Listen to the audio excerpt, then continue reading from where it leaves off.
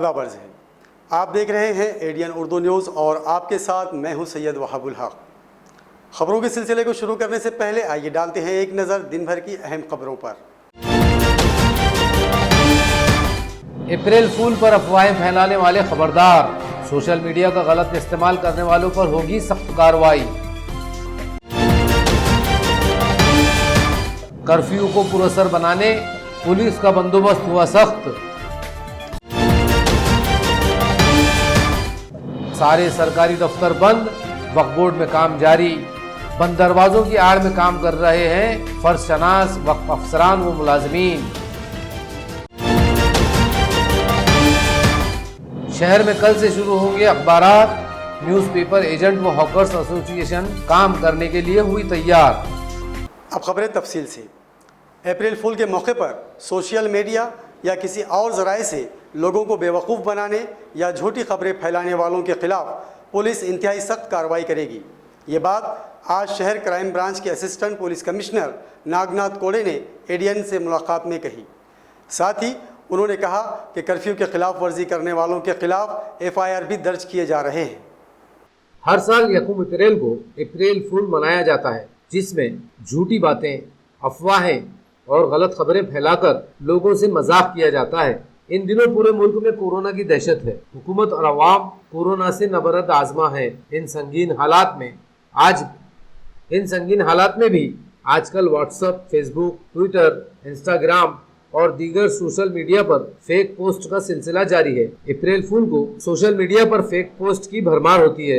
ACP कोड़े ने कहा कि कोरोना वायरस से पहले ही लोग परेशान हैं। अगर किसी ने लोगों को गुमराह करने और इनमें दहशत फैलाने के लिए कोई गलत खबर या गलत पोस्ट की तो इसके खिलाफ, इसी तरह ग्रुप एडमिन के खिलाफ भी सख्त तरीन कार्रवाई की जाएगी। एक एप्रिल च्या दृष्टिकोनातून दरवर्षी लोक सोशल मीडियाच्या माध्यमातून, इतर माध्यमातून फेक मेसेज टाकण्याची पद्धत आहे।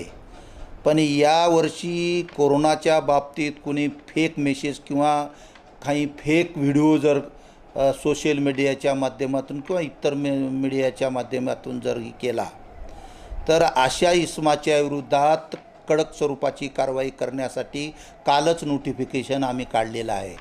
मुंबई पोलीस कायदा 68-140 प्रमाणे आणि त्याचबरोबर 144-1-3 CRPC प्रमाणे काढण्यात आलेलं आहे। जर का कोणी अशा प्रकारचे फेक मेसेज किंवा कोरोनाच्या संदर्भात घबराट निर्माण करणारे किंवा पॅनिक मेसेज देणारे लोकांच्या विरोधात कडक कार्यवाही केली जाणार आहे। त्यांच्यावर गुन्हे दाखल करून त्यांना अटक केली जाणार आहे।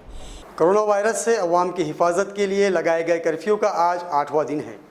शहर के मुख्तलिफ इलाक़ों में आज पुलिस के जवानों ने बिला ज़रूरत बाहर निकलने वालों की खबर ली।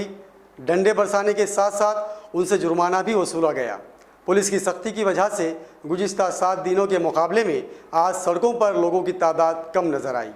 पूरे मुल्क की तरह शहर में भी कर्फ्यू नाफिज है। लाखों शहरी घरों में बंद हो चुके हैं। कोरोना वायरस का जबरदस्त खतरा सरों पर मंडला रहा है। ऐसे संगीन हालात में भी कुछ लोग और नौजवान सड़कों पर तफरी करने से बाज नहीं आ रहे हैं। आज सुबह से पुलिस ने ऐसे लोगों से सख्ती से निपटना शुरू किया। कई इलाकों में पुलिस ने ऐसे नौजवानों को रोककर इन पर डंडे बरसाए, कहीं पर इनसे जुर्माना वसूला गया। इसके अलावा शहर के रिहायशी इलाकों और गलियों में भी पुलिस ने गश्त बढ़ा दिया है। पुलिस की कोशिशों का असर आज नजर आया और आज बाहर निकलने वाले लोगों की तादाद कम नजर आई। गुज़िश्ता रोज मेंबर पार्लियामेंट इम्तियाज जलील ने भी कदीम शहर के इलाकों में पुलिस के साथ गश्त करके लोगों से कर्फ्यू पर अमल की अपील की थी। मैं यहाँ के तमाम नौजवानों से अपील कर रहा हूँ कि अपने अपने घरों में जाइए। बिना वजह अगर कोई बाहर निकला और कल पुलिस अगर कार्रवाई करती है तो किसी भी तरह की कोई मदद के लिए आगे नहीं आएगा। इसीलिए ये मजबूरन हमें आपके मोहल्ले में आके ये बार बार गुजारिश करनी पड़ रही है कि बिना वजह घर के बाहर कोई भी ना निकले। कोरोना की वजह से सरकारी दफ्तर बंद और मुलाजमीन को छुट्टी दी गई, लेकिन वक्फ बोर्ड और उसके मुलाजमीन का अंदाज ही निराला है। बोर्ड के अफसरान व मुलाजमीन इतने फ़र्द शनास हैं कि उन्हें कर्फ्यू और हुकूमत के अहकामात की कोई परवाह नहीं, उन्हें सिर्फ काम करना है। इसी फिक्र में मुब्तला कुछ फ़र्ज शनास अफसर व मुलाजमीन दफ्तर के दरवाजे अंदर से बंद करके अपना फ़र्ज़ निभाते नज़र आए। एडीएन न्यूज़ ने उनकी फर्जशनाजी को अपने कैमरे में कैद किया। देखिए एक खास रिपोर्ट। तमाम सरकारी दफ्तरों की तरह महाराष्ट्र स्टेट वक्फ बोर्ड में भी कामकाज पूरी तरह बंद है। बोर्ड के सदर दफ्तर पंचक्की के दाखिली दरवाजे पर कुफल लगा दिया गया है ताकि कोई भी शख्स पंचक्की के अहाते में दाखिल न हो सके। कोरोना वायरस के खौफ से ही सही, लेकिन सरकारी मुलाजिमीन को लंबी मुद्दत की छुट्टी मिल चुकी है। तमाम सरकारी दफ्तरों में सन्नाटा छाया हुआ है, लेकिन वक्फ बोर्ड और इसके अफसरान व मुलाजिमीन की बात ही निराली है। वक्फ बोर्ड के कुछ अफसरान इतने फरशनास हैं कि सख्त कर्फ्यू और काम बंद होने के बावजूद दफ्तर पहुंच गए और पंचक्की के दाखिली दरवाजे को अंदर से कुफल लगाकर बंद कर दिया। वक्फ बोर्ड के अफसरान की फरशनाजी की खबर मिलने पर एडीएन न्यूज की टीम यहाँ पहुंची तो यहाँ अकाउंट सुपरिटेंडेंट शाकिर बैठे काम करते नजर आए। उन्होंने बताया कि वक्फ बोर्ड में कामकाज बंद है, लेकिन एडीएन की टीम ने बोर्ड के तमाम सेक्शन का जायजा लिया तो पता चला कि सेंट्रल कंप्यूटिंग फैकल्टी डिपार्टमेंट में अतीक अहमद, वक्फ ऑफिसर नागपुर, नासिक के वक्फ ऑफिसर खाजी और दीगर एक अकाउंट सेक्शन का मुलाजिम दरवाजा बंद करके अंदर कुछ काम कर रहे हैं। हमने दरवाजा खटखटाने पर ये तीनों बाहर आए। हमने इनसे बात की तो उन्होंने ऐसे जवाब दिए जिससे ये शक पैदा हो रहा है कि छुट्टी के दिनों में मुलाजिमीन की गैरहाजिरी का फ़ायदा उठाकर यहाँ कुछ गोलमाल जारी था।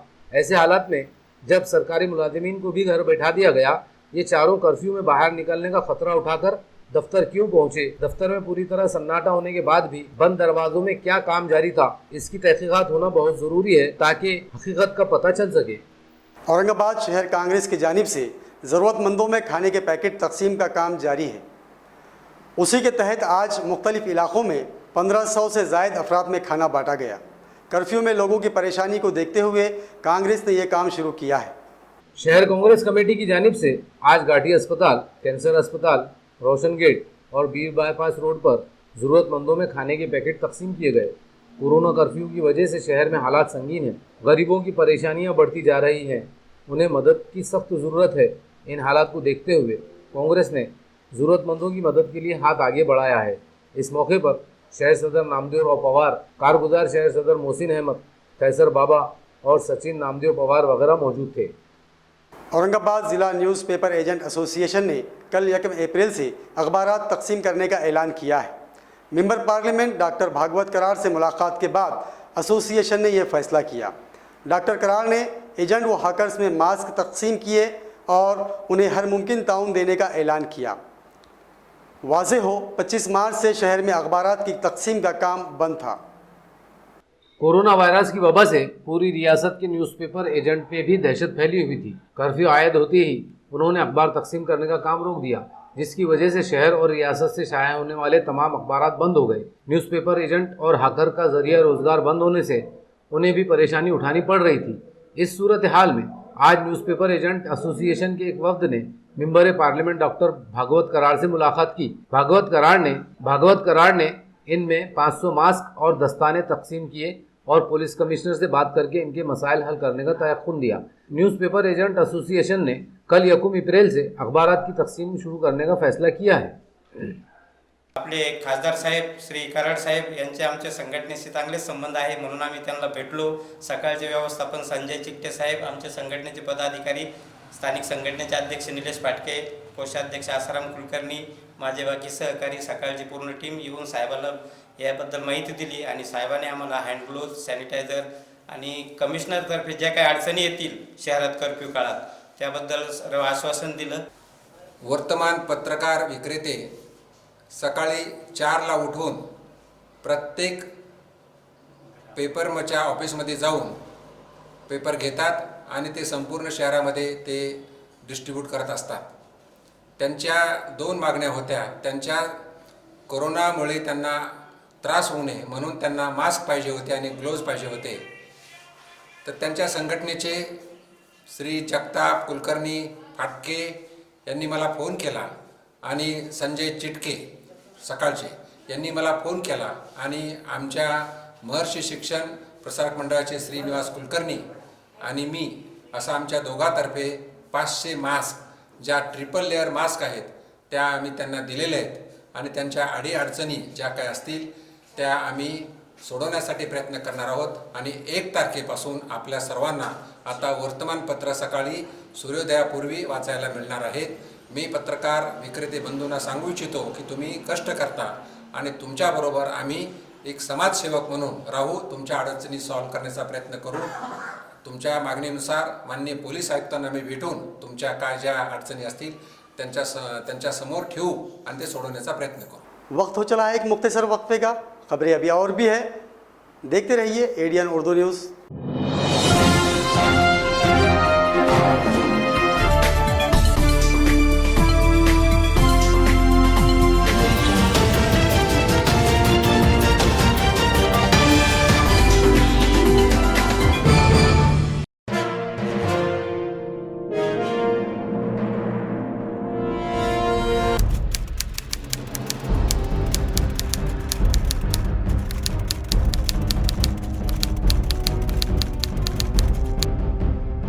बाल कामगार कामावर ठेवणे कायद्याने गुन्हा आहे.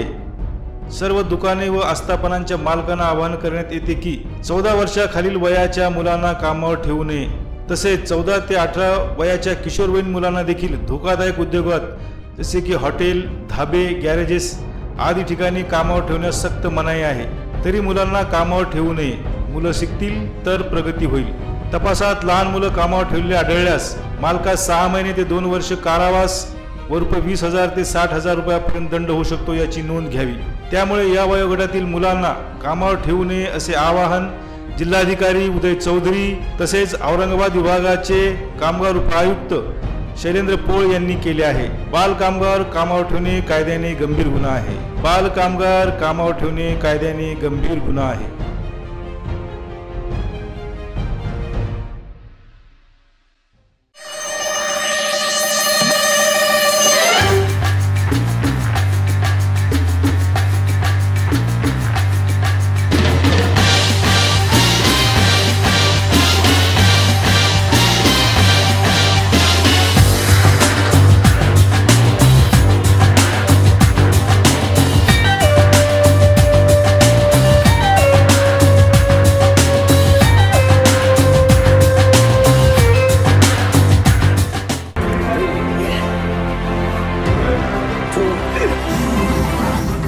में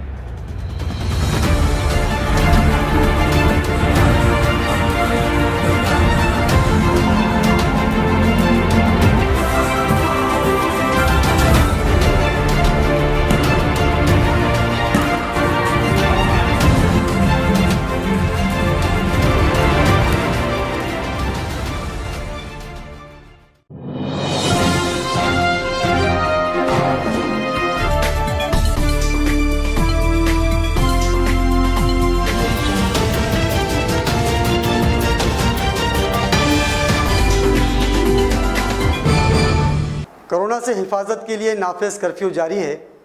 इस दौरान कर्फ्यू के खिलाफ वर्जी के मामला भी सामने आ रहे हैं, जिसकी रोकथाम के लिए मुअज़्ज़िज़ बाअसर शहरियान ने एडीएन न्यूज़ के ज़रिए अपील की है कि कर्फ्यू की खिलाफ वर्जी ना करें. यह कर्फ्यू हम सब की हिफाजत के लिए लगाया गया है, इसलिए अपने घरों में रहकर कोरोना से महफूज रहें. जो गाइडलाइंस हुकूमत ने दी है उसको इख्तियार कीजिए, लेकिन अपनी मौत को भी याद रखिए. इसलिए कि बहरहाल सबको एक दिन मरना है और मरने के बाद वाली चीज़ों की भी तैयारी कीजिए. उन लोगों का भी ख्याल कीजिए जो आपके आस पड़ोस में रहते हैं. उन लोगों का ख्याल कीजिए जो डेली वेजर्स हैं, जो डे टू डे मामलात में खाते कमाते हैं. उनके खाने पीने का कोई नज़म आप कर सकते हो, ये हक़ को आप अदा कर सकते हो तो उसको भी अदा कीजिए. शहर में जो कुछ दिन से कर्फ्यू जैसे हालात है और आप जानते हैं कि पूरी दुनिया एक ऐसे ख़तरनाक मर्ज़ में मुब्तला हो रही है जिसे कोरोना वायरस के नाम से जानते हैं. खैर ये तो अल्लाह की आफत है, लेकिन हम इससे बच उसी वक्त सकते हैं जब हम अपने आप को महफूज करें. हुकूमत महाराष्ट्र, हुकूमत इंडिया, मरकज़ी हुकूमत ने तो आप लोगों को तो घरों में रहने की बार बार ताकीद की है. तो बार बार आप लोगों से अपील किया जा रहा है कि आप अपने मकानों में रहिए.